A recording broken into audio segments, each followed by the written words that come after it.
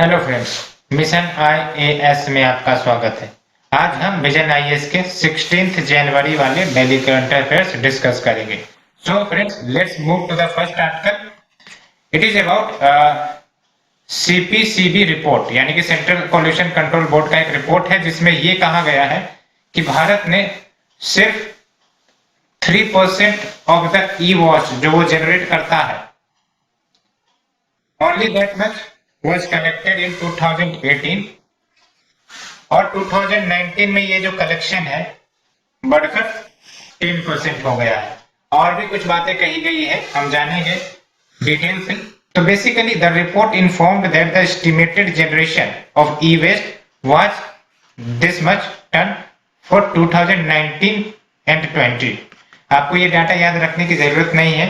जब हम ई वेस्ट की बात करते हैं तो it is used to describe old end of life और discarded electronic appliances, यानी कि आप अपने घरों में मोबाइल फोन्स यूज करते हो, लैपटॉप, टैब्स, ये सब इलेक्ट्रॉनिक प्रोडक्ट्स हैं और एक बार जब ये डिसफंक्ट हो जाते हैं तो आप इसे डिस्कार्ड कर देते हैं या फिर जब इनकी लाइफ एंड हो जाती है तो भी आप इसे डिस्कार्ड कर देते हैं।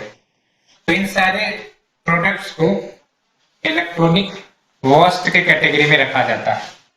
अगर हम global e waste monitor 2020 report की बात करें तो India third largest electronic waste generator है पूरे विश्व में, after China and the USA. ये याद रखना है आपको।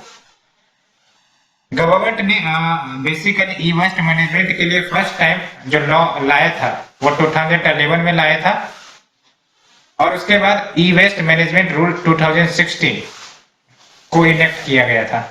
अगर हम ई वेस्ट मैनेजमेंट रूल 2011 की बात करें तो बेसिकली जो ई वेस्ट को मैनेज करने की जो ड्यूटी है वो प्रोड्यूसर के ऊपर जाती है। यानी कि लेट्स से सैमसंग ने कोई प्रोडक्ट लॉन्च किया है, वेरियस प्रोडक्ट वो लॉन्च करते हैं और जब वो प्रोडक्ट अपने इन स्टेज ऑफ लाइफ में है तो ये सैमसंग की ड्यूटी रहेगी कि वो इन डिस्कार्डेड प्रोडक्ट्स का कैसे कलेक्शन करे, how to manage. That means कि the producer is responsible for management of the final stages of the life of इस प्रोडक्ट। लेकिन 2011 रूल्स के तहत कोई टारगेट नहीं सेट किया गया था कि पर ईयर या पर मंथ कितना ई वेस्ट कलेक्ट करने होंगे किसी भी प्रोड्यूसर कंपनी को। लेकिन अगर हम EMR 2016 के तहत देखें, यानी कि ई वेस्ट मैनेजमेंट रूल 2016 की बात करें तो जो मैन्युफैक्चरर है ई प्रोडक्ट का या फिर डीलर या फिर रिफर्बिशर जो ओल्ड प्रोडक्ट को रिन्यू करके रेनोवेट करके वो फिर से सेल करता है, एंड प्रोड्यूसर रिस्पॉन्सिबिलिटी ऑर्गेनाइजेशन, इन सबों को EMR 2016 रूल्स के अंतर्गत लाया गया था। और इस EMR रूल 2016 के तहत जो प्रोड्यूसर्स है, यानी कि वैसे कंपनीज कह सकते हो जो इलेक्ट्रॉनिक प्रोडक्ट्स को प्रोड्यूस करते हैं और अगर वो product notified electronic and electoral equipment है, यानी कि उस EMR 2016 रूल्स के तहत कैटेगराइज्ड है, तो उन्हें एक कलेक्शन टारगेट दिया गया है। यानी कि आप देख सकते हो EMR रूल 2011 में कोई कलेक्शन टारगेट नहीं था, लेकिन EMR रूल 2016 में एक पार्टिकुलर कलेक्शन टारगेट दिए जाते हैं प्रोड्यूसर को कि वो उतने टारगेट का कलेक्शन अपने ई वेस्ट का करे under the policy instrument namely extended producer responsibility. तो इसी जो कलेक्शन करने का जो रेस्पॉन्सिबिलिटी प्रोड्यूसर को दिया गया है, इसी को एक्सटेंडेड प्रोड्यूसर रेस्पॉन्सिबिलिटी भी कहा जाता है। ई वेस्ट के कैटेगराइजेशन की बात करें तो ऑन एवरेज 21 टाइप्स में इसे कैटेगराइज किए गए हैं, जिसे दो ब्रॉड कैटेगरी में डिवार्केट किया गया है। हम बात करेंगे इसके बारे में। तो basically majority of e waste जो भारत में कलेक्ट होते हैं वो अनऑर्गेनाइज सेक्टर के द्वारा मैनेज किए जाते हैं, जो खुद एक अनरेगुलेटेड होता है। यानी कि ड्यूटी दी गई है प्रोड्यूसर को अपने ई वेस्ट को मैनेज करने की, लेकिन ये काम कौन कर रहा है? Unorganised sector. तो ये जो 21 कैटेगरीज हैं ई वेस्ट के, उसको दो सब कैटेगरी में डिमार्केट किया गया है। The first one is information technology and telecommunication equipment, the second is consumer electrical and electronics. तो क्या आपको याद रखने प्रीलिम्स के लिए? तो ये एक प्रकार से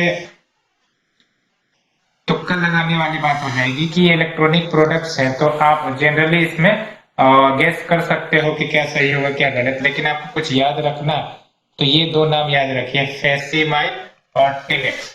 बाकी ये computer, this computer, that computer, printer, ये सब तो आप याद रख ही लोगे या फिर गेस कर ही लोगे। जो दूसरा कैटेगरी है वो है television sets, refrigerator, washing machine, air conditioner. तो रटने नहीं बैठना है, गेसिंग से आप इसे सॉल्व कर सकते हो अगर क्वेश्चंस आते हैं तो। The next news is about Ministry of Skill Development and Entrepreneurship। इन्होंने थर्ड फेज ऑफ PMKVY यानी कि प्रधानमंत्री कौशल विकास योजना का थर्ड फेज लॉन्च कर दिया है। तो ये जो प्रधानमंत्री कौशल विकास योजना है, ये फ्लेक्सिब स्कीम है under the skill India mission, so that Bharat में स्किल डेवलपमेंट प्रमोट किए जा सके by providing grant based placement link to short duration skill training. और ये 2015 और 16 से ही प्रोग्राम चलाई जा रही है। तो इसके तहत क्या होता है कि आपको शॉर्ट पीरियड के लिए स्किल ट्रेनिंग दे दी जाती है, उसके बाद जहां पर भी आप फिट हो गए आपको वहां प्लेसमेंट भी प्रदान किया जाएगा। तो एक प्रकार से you take the skill from this skill and get placed in any company. तो ये जो ओवरऑल आइडिया है इस प्रोग्राम को लाने का, it is to boost both industry and employability of the youth. तो आप देख सकते हो बहुत सारे इंडस्ट्री शिकायत करते हैं कि जो रिक्वायर्ड वर्कफोर्स है उनके पास स्किल नहीं है, स्किल की कमी है, दैट्स व्हाई हमें उन्हें कम सैलरी देनी पड़ती है या फिर अलग से उन्हें ट्रेनिंग देना पड़ता है। तो ये जो कंप्लेन है इंडस्ट्रीज की, उसे सॉल्व कर दिया जाएगा इस स्कीम के माध्यम से। साथ ही साथ जो यूथ अनएम्प्लॉयमेंट फेस करते हैं उनको एम्प्लॉयमेंट भी मिल सकेगी।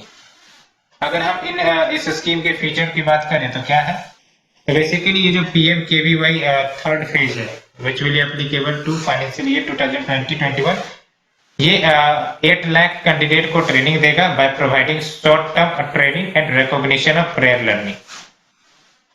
इससे पहले जो फर्स्ट फेज सेकंड फेज थे आप देख सकते हो, फर्स्ट फेज 2015-16 और जब ये सक्सेसफुल हो गया तो 2016-20 सेकंड फेज लॉन्च किया गया था। The focus of this scheme is to bridge demand supply gap, यानी कि जो इंडस्ट्री की डिमांड है, जिस टाइप के स्किल की डिमांड है, आजकल जो डिमांड क्या है, न्यू एज जैसे इंडस्ट्रियल 4.0 जॉब रोल्स भारत में बढ़ रहे हैं, उस टाइप के स्किल की रिक्वायरमेंट ज्यादा है। तो ये जो डिमांड सप्लाई गैप है इसको खत्म करना है bye promoting skill development. A scheme has been decentralized with district skill committee being the focal point of the implementation of PMKVY 3.0। तो इस बात को आपको याद रखना है कि ये जो स्कीम है वो डिसेंट्रलाइज्ड वे में इंप्लीमेंट हो रही है। डिसेंट्रलाइज्ड वे में का क्या मतलब हुआ, तो बेसिकली लेट्स से कि एक स्टेट है, उसके वेरियस डिस्ट्रिक्ट्स हैं, तो हो सकता है इस डिस्ट्रिक्ट में जो डिमांड है स्किल की वो डिफरेंट हो इंडस्ट्री के द्वारा। इस डिस्ट्रिक्ट में जो डिमांड है पार्टिकुलर इंडस्ट्रीज की स्किल के बारे में वो डिफरेंट हो, तो उसी टाइप के स्किल उस डिस्ट्रिक्ट में प्रदान किए जाए, so that demand based need को कैटर किया जा सके। और ये कौन करेगा, तो बेसिकली हर डिस्ट्रिक्ट में डिस्ट्रिक्ट स्किल कमेटी होंगे जो इस स्कीम को अपने डिस्ट्रिक्ट लेवल पर इंप्लीमेंट करेंगे। Demand driven scheme with bottom up approach for identification and mapping of job role. तो वही मैंने बोला कि डिमांड ड्रिवन स्कीम का क्या मतलब हुआ, what is the need of the industry, that need will be fulfilled by providing that skill only. तो अगर हम इस स्कीम की बात करें PMKVY की, तो इसके दो कंपोनेंट है। The first one is centrally sponsored centrally manage, यानी कि it will B centrally sponsored, यानी कि सेंट्रल गवर्नमेंट और स्टेट गवर्नमेंट दोनों फंड देंगी, but it will be managed by centrally, जिसको हम सेंट्रल कंपोनेंट कहते हैं। तो कौन इंप्लीमेंट करेगा, आप देख सकते हो नेशनल स्किल डेवलपमेंट कॉर्पोरेशन इसको इंप्लीमेंट करेगा।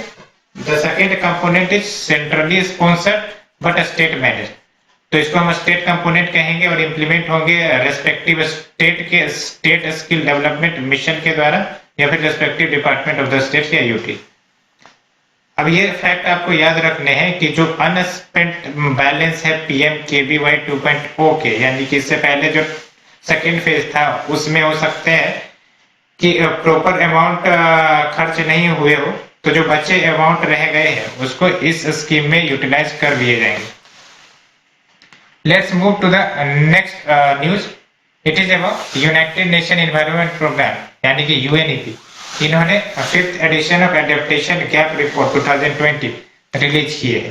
प्रीलिम्स पर्सपेक्टिव से काफी ज्यादा इंपॉर्टेंट है और इसे आपको याद रखना ही है कि adaptation gap report released by UNEP।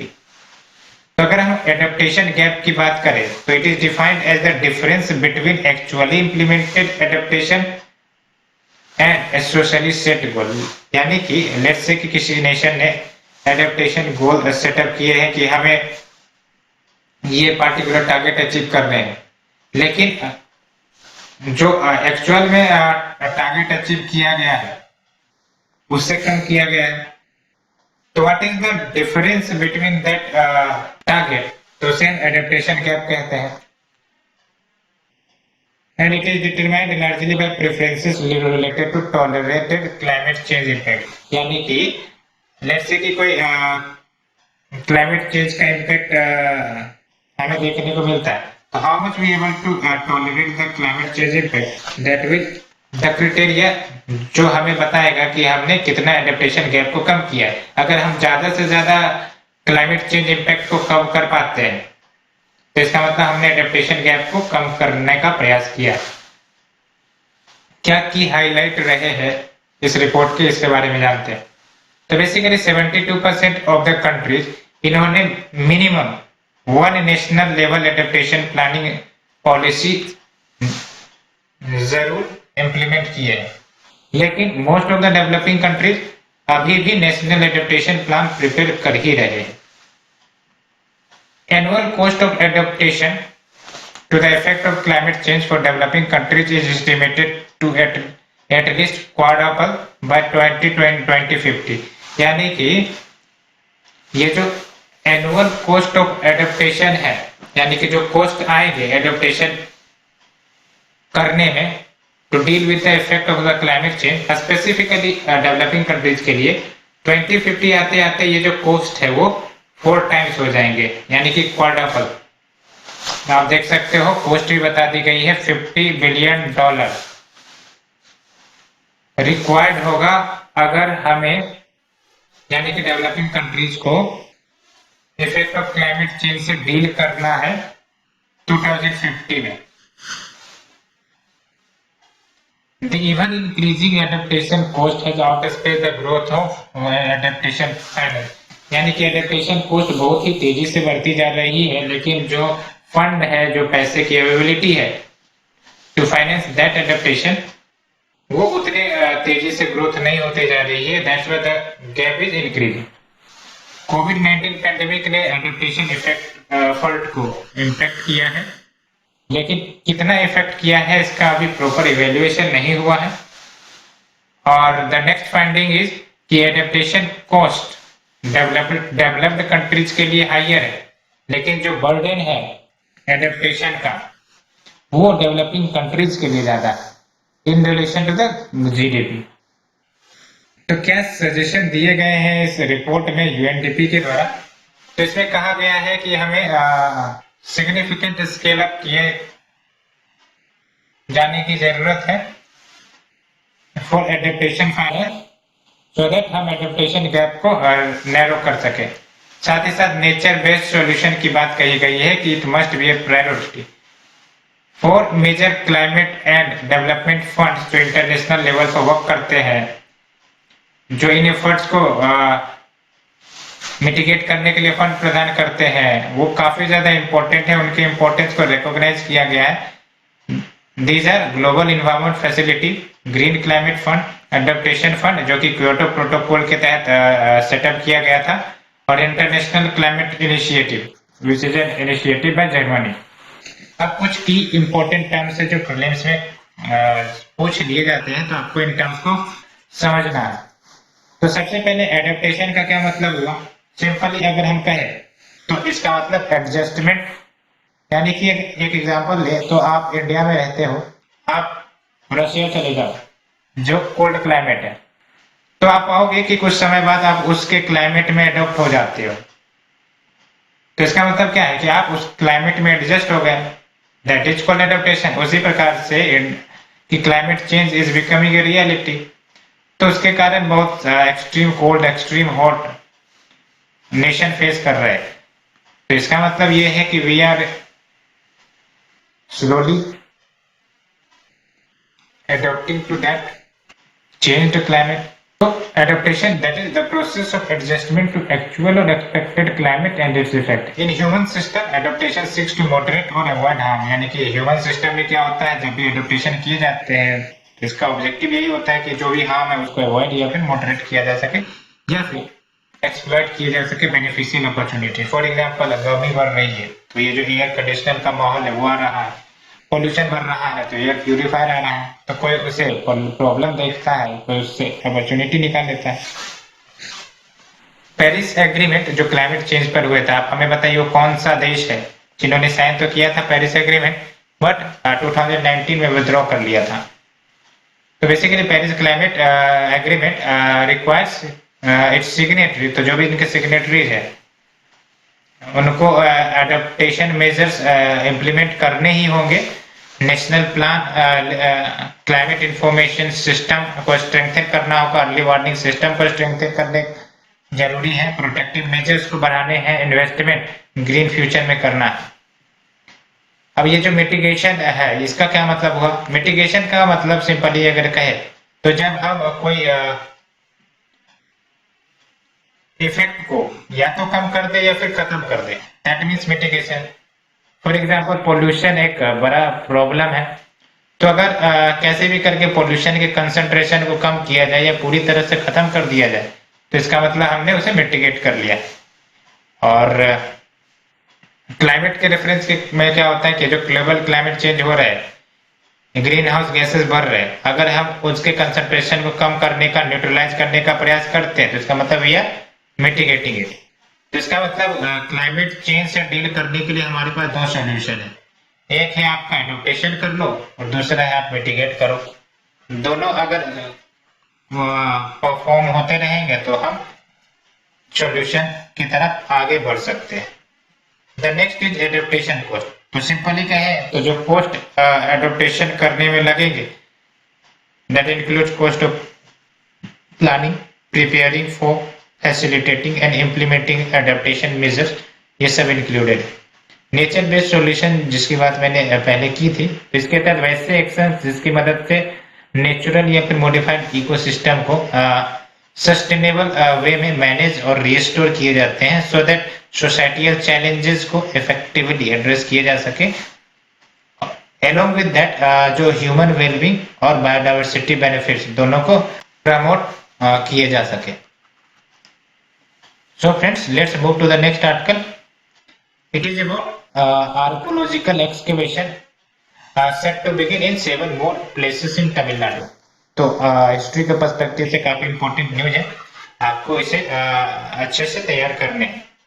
तो बेसिकली इससे पहले भी एक्सकेवेशन किलेडी जो कि शिवगंगा डिस्ट्रिक्ट में पड़ते हैं, एक्सकेवेशन किए गए थे और कुछ एस्ट्रोनॉमिकल फाइंडिंग्स वहां मिले थे, जिसके कारण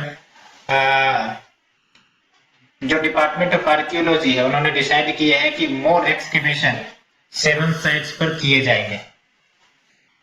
किलेडी की बात करें तो ये शिवगंगा डिस्ट्रिक्ट ऑफ तमिलनाडु में पड़ते हैं। एंड जब यहाँ एक्सकेवेशन किया गया था तो पता चला कि जो संगम एज का पीरियड था, that was between 300 BC to 300 AD। तो इस इरा में अर्बन सिविलाइजेशन तमिलनाडु में मौजूद थे। अभी तक हमने अर्बन सिविलाइजेशन की बात कहाँ की थी? आईबीसी में। संगम एज में तो नहीं बात हुई थी, लेकिन अब संगम एज में भी अर्बन सिविलाइजेशन के रहस्य देखने को मिल रहे हैं। And this urban civilisation was on the bank of river Vaigai. तो ये रिवर के नाम भी आपको याद रखने होंगे। जो अन्य फील्ड स्टडी हुई थी की जाएगी to find new stone age, यानी कि न्यूलिथिक साइट्स को भी फाइंड करने का प्रयास किए जाएंगे। कैसे प्रयास किए जाएंगे? तो जो आपके एक्सकेवेशन करने के बाद जो आपको रिमेन्स मिलेंगे, जब उनका डेटिंग किए जाएंगे तो उससे हमें पता चल जाएगा कि कौन से पीरियड के ये सारे रिमेन्स हैं।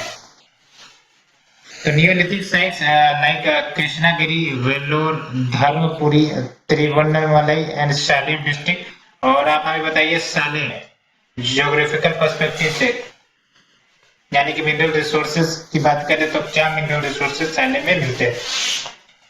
अगर हम बात करें नियोलिथिक कल्चर की, तो ये 10,000 ईयर्स एगो सरवाइव किया था और होलोसीन इरा से ये बिलोंग करता है। होलोसीन इरा का एक बेसिकली जियोग्राफिकल टाइम पीरियड है, यानी कि अर्थ की जो जियोलॉजिकल हिस्ट्री है, आपको पता है डिफरेंट फेज में डिवाइडेड है, इयोन, इरा, पीरियड, इन सब में डिवाइडेड है और उसके अपने सब डिवीजन है। तो बस आपको ये याद रखना है कि ये जो नियोलिथिक कल्चर है वो होलोसीन इरा से मैच करता है। नियोलिथिक पीरियड के सिग्निफिकेंस की बात करें तो मेगालिथिक आर्किटेक्चर या हमें देखने को मिलते हैं। मेगालिथिक यानी कि बिग रॉक्स, जिसका इस्तेमाल to cover the burial site, जिसके लिए इस्तेमाल होते थे, या फिर इन मेगालिथिक साइट्स पर पेंटिंग किए जाते थे। एलोंग विथ एग्रीकल्चर प्रैक्टिसेस का एक प्रकार से शुरुआत भी नियोलिथिक पीरियड में ही हुआ था, एज वेल एज जो यूज है पॉलिश स्टोन टूल्स का, जिसको हम सेल्ट्स भी कहते हैं, वो भी इस पीरियड में इस्तेमाल हुआ था। ये टर्मिनोलॉजी आप याद रखिए कि सेल्ट का मतलब स्टोन टूल होता है।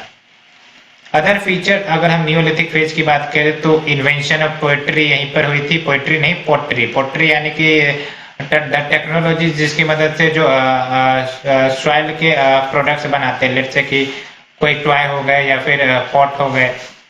एक greater degree of sedentary living भी देखने को मिली थी, along with the emergence of a small and relatively self-sufficient village community. Self-sufficient village community यानी कि the village which are self-sufficient to cater their needs. उनको अन्य विलेज जाके अपने नीड्स को फुलफिल नहीं कर रहे हैं। And division of labour based on gender, ये भी देखा गया। अगर हम फेमस साइट नियोलिथिक साइट की बात करें जो भारत में मौजूद है, जो कि आपको याद रखने हैं, जितना याद रख सकते हो उतना बेहतर है। तो अराउंड उत्तर प्रदेश देख लो, कोल्डी, वहा, महागर, पचो, इंदरी, एलोंग बेलन, अदवा, शोन, रिहांद, ये सब रिवर के नाम है। और आपको पता होंगे कि जो पुराने सिविलाइजेशन है वो रिवर के किनारे ही बसाए गए थे। That's why it has been named on the basis of the river. Kashmir valley में आप बुर्जोहम बिल्कुल याद रखना है। कुफराल, हरिपरिगो, जयदेविदुर, ओल्चीबाग, पंपुर, पंगजो, ये सब कुछ नाम है आपको याद रखने हैं। ब्रह्मगिरी एंड टेकाकोटा जो कि कर्नाटका में, चिराग, बिहार, ये याद रखने हैं आपको। अब ये जो 7 साइट्स हैं जिसको एक्सकवेट किए जाएंगे, आप देख सकते हो यहाँ पर है। और ये जो रेड कलर में आप देख रहे हो बेसिकली वो तमिलनाडु आर्कोलॉजिकल डिपार्टमेंट ने एक्सकवेट किए। और इनके नाम आप देख सकते हो, सेरंग पल्यायम, मयिलादुथुरई, कोडुमनल, गंगईकोंडा चोलापुरम और किलाडी, जिसकी बात हमने की, शिवगलई, अदिरा चेलूर, कोरकई। और जो ग्रीन में है यानी कि ये यूनिवर्सिटी और अदर इंस्टीट्यूट ने एक्सकवेट की है, जिसमें वशलई, मूलापल्याम, पोरपनी कोटई, इलानीथरकरई। तो ये सब नाम है, आपको याद रखने की जरूरत नहीं, बस आप ये याद रखिए जरूर। और ये जो मैंने बात कही कौन से रिवर है, रिवर वैगई, और उनके आप थोड़ा सा जियोग्राफिकल डिटेल जरूर याद कर ले। The next news is about ministry of new and renewable energy. इन्होंने एडवाइजरी जारी किए हैं रूफटॉप सोलर स्कीम के ऊपर। तो मिनिस्ट्री ऑफ रिन्यूएबल एनर्जी ने क्लैरिफाई किया है कि जो रूफटॉप सोलर स्कीम है वो इम्प्लीमेंट किए जाएंगे स्टेट में only by the distributor company that is discom. Distribution company जो होते हैं जो इलेक्ट्रिसिटी खरीदते हैं from the thermal power plant यानी कि जनरेटिंग प्लांट और उसके बाद आपको घर तक पहुंचाते हैं, that is for distribution company. तो बेसिकली क्या कहा गया है कि जो सोलर पैनल से और जो other equipment which are utilise in the solar panel which are to be stored, ये as per the standard and specification जो मिनिस्ट्री ने अपने नोटिफिकेशन में जारी की है उसके अनुसार होनी चाहिए। और आपको पता होगा कि भारत ने already 100 gigawatt solar power produce करने का टारगेट रखा था बाय 2022, जिसमें से 40 गीगावाट जो होंगे वो रूफटॉप सोलर के माध्यम से आएंगे। रूफटॉप का क्या मतलब हुआ? लेट्स से कि ये आपका छत है, तो यहाँ ये जो आपके रूफ है यहाँ पे हमने सोलर प्लेट्स लगा दिया, दैट इज कॉल्ड रूफटॉप। तो 2019 में गवर्नमेंट ने phase 2 of the grid connected rooftop solar scheme का अप्रूवल दे दिया था with in objective to promote grid connected rooftop solar in all consumer segment. अब ये जो कंफ्यूजन रहती है स्टूडेंट्स में कि ये जो ग्रिड कनेक्टेड रूफटॉप सोलर क्या होता है, तो जैसे आप कन्वेंशनल इलेक्ट्रिसिटी ट्रांसफर में क्या होता है कि देयर आर वेरियस पोल्स और पोल्स में पोल्स के माध्यम से जो वायर्स होते हैं उसे ले जाया जाता है, उसके बाद आपके घरों तक पहुंचाया जाता है। तो ये जो आप सिस्टम देख रहे हो इसको हम ग्रिड कहते हैं, it is connected by grid, देख रहे हो ना, each wire is connected and it is going to your home. तो ये जो ग्रिड कनेक्टेड रूफटॉप सोलर में क्या होगा कि लेट्स से कि there is a one house, there is a second house, third house, fourth house, सबके rooftop solar लगे हुए, तो इन सब को कनेक्ट किया जाएगा एक साथ, एक ग्रिड पैटर्न बनाए जाएंगे जस्ट लाइक द पोल्स जो आप कन्वेंशनल इलेक्ट्रिसिटी ट्रांसफर में देखते हो। सो दैट ये जो है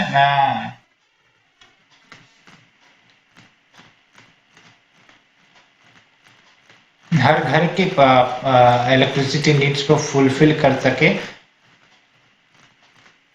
at the one go.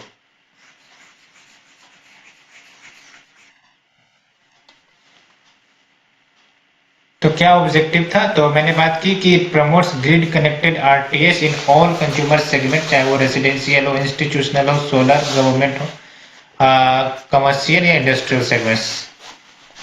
along with it will bring discoms as a key driver for rapid deployment of RTS, यानी कि discoms जो होंगे वो rapid deployment of RTS को करने में काफी महत्व निभाएंगे। एज वेल एज जो थर्ड ऑब्जेक्टिव आपको याद रखने हैं, डोमेस्टिक मैन्युफैक्चरिंग को प्रमोट करना है सोलर सेल्स एंड मॉड्यूल का, क्योंकि अभी प्रेजेंटली हमारे जो रिक्वायरमेंट्स है सोलर प्लेट्स के वो चाइना ही फुलफिल करता है। 70% तक के रिक्वायरमेंट को चाइना ही फुलफिल करता है, वहां से हमें इंपोर्ट करने पड़ते हैं। So we need to promote domestic manufacturing of solar cells. Solar power so generated can be used either for captive consumption of the premises or can be fed into the grid and be adjusted in electricity bill. तो जैसे मैंने बात किया, या तो आप direct अपने घर में एस्टेब्लिश करिए और उसके बाद यूज करिए, या फिर उसे ग्रिड के अकॉर्डिंग कनेक्ट करिए और जैसे आपको इलेक्ट्रिसिटी बिल आता है उसी प्रकार से आपको सोलर बिल आएगा। बेनिफिट क्या होगी इस स्कीम के? तो it will reducing the transmission and distribution losses. तो डिस्ट्रीब्यूशन लॉसेस या फिर ट्रांसमिट करने में जो लॉसेस आते हैं उसको कम करेगा। As a power consumption and generation are correlated, क्योंकि जनरेट भी हो रहा है और कंज्यूम भी हो रहा है। The next benefit is it will be useful in tackling day time peak load as solar generation profile matches such peak load during the day. Rooftop space is often left unutilised. आपको पता है कि बहुत सारी company या फिर घर है उनके जो रूफटॉप होते हैं वो अनयूटिलाइज्ड रहते हैं, तो अगर अनयूटिलाइज्ड से बढ़िया है कि इनको यूटिलाइज कर दिया जाए by planting the solar panels, तो definitely additional value from building. So friends, let's move to the short term news. It is about open sky treaty. क्या है ये? तो बेसिकली रशिया ने अनाउंस किया है कि वो ओपन स्काई ट्रीटी से विथड्रॉ कर लेगा, स्टेटिंग कि ये जो पैक्ट है वो कंप्रोमाइज किए गए हैं बाय यूएस विथड्रॉल, यानी कि यूएस ने भी इससे विथड्रॉ कर लिया था। अगर हम ओपन स्काई ट्रीटी की बात करें तो basically it allows each state party, यानी कि जो भी इस ट्रीटी के मेंबर है वो short notice unarmed reconnaissance flight carry out कर सकते हैं over the other territories to collect data on military forces and activities. तो मिलिट्री फोर्सेस और एक्टिविटीज के ऊपर डाटा कलेक्ट करने के लिए ये दूसरे देश के टेरिटरीज के ऊपर से फ्लाइट कर सकते हैं। अगर हम ओएसटी की बात करें तो ये 34 मेंबर्ड का कोड है और ये 2002 में लाया गया था। यूएस ने विथड्रॉ कर लिया 2020 में ही, और इंडिया तो मेंबर है ही नहीं। Open Skies Consultative Commission, it comprises of representative of all state parties जो इसके सिग्नेटरी है, और यही इस ट्रीटी को इंप्लीमेंट करने का प्रयास करते हैं। Let's move to the next article, it is about national retail policy. तो क्या कंटेक्स्ट है, तो basically Retailers Association of India ने अर्ज किया है सेंटर से कि नेशनल रिटेल पॉलिसी बनाने के दिशा में काम किया जाए। अगर हम बात करें रिटेल एसोसिएशन ऑफ इंडिया की, तो उन्होंने सेंटर से कहा है कि रिटेलर्स को अलाउ किया जाए कि वो micro small and medium enterprises के रूप में रजिस्टर हो सके, सो दैट जो भी बेनिफिट्स इन इंटरप्राइजेस को दिए जाते हैं उसको ये भी अवेल कर सके। इससे पहले सेंटर ने 5 एरियाज आइडेंटिफाई किए थे in its proposed national retail policy, that is ease of doing business, rationalisation of licence process, digitalization of retail, focus on reform and open network for digital commerce. Let's move to the next article. It is about थिरुवल्लुर। ये location है basically. तो थिरुवल्लुर की बात करें तो ये 16 जनवरी को थिरुवल्लुर day के रूप में सेलिब्रेट किए जाते हैं तमिलनाडु में, to mark the birth anniversary of Tamil poet Thiruvallur. आपको याद रखने हैं इनके कंट्रीब्यूशन को, क्योंकि यूपीएससी सिलेबस में इंपॉर्टेंट पर्सनैलिटीज के ऊपर क्वेश्चन आ सकते हैं। तो इन्होंने बेसिकली एडवोकेट किए लाइफ ऑफ डिसिप्लिन के बारे में, self control, charity, non violence, temperance, devotion. He is best known as author of Thirukkural, ये याद रखना है आपको, which is a collection of 1330 couplets on ethics, political and economic matters and love. आपको ये याद रखना है कि राइटर कौन है थिरुकुरल के, तो इट इज थिरुवल्लुर।